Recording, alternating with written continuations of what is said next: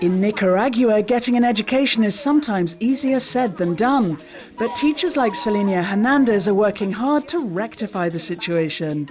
She works with the SAT program, which involves living within the community for at least 5 years, and working with both children and their parents to offer them all secondary level education.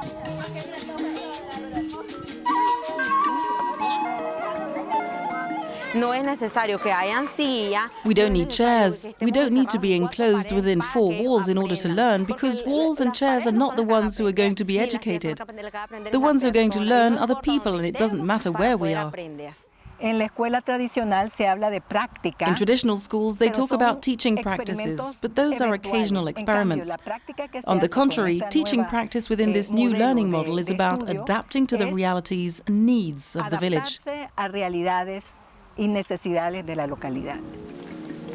The approach is important here because it integrates relevant theory and practice based on each community's land resources and economic potential in order to drive rural community development.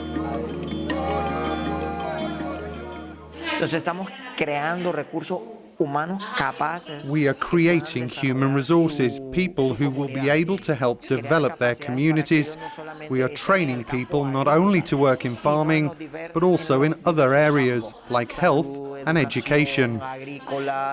To combat migration to larger cities or other countries, SAT's curriculum especially focuses on community services and development, entrepreneurship, as well as sustainable agricultural practices, providing relevant skills as a way to help improve the quality of life in isolated rural communities.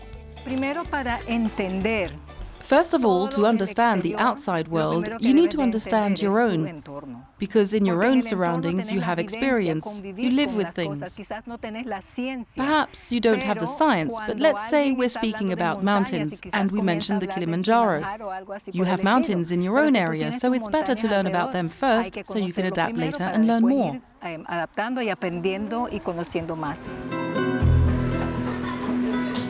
Since 2007, 1,560 students have graduated from the program.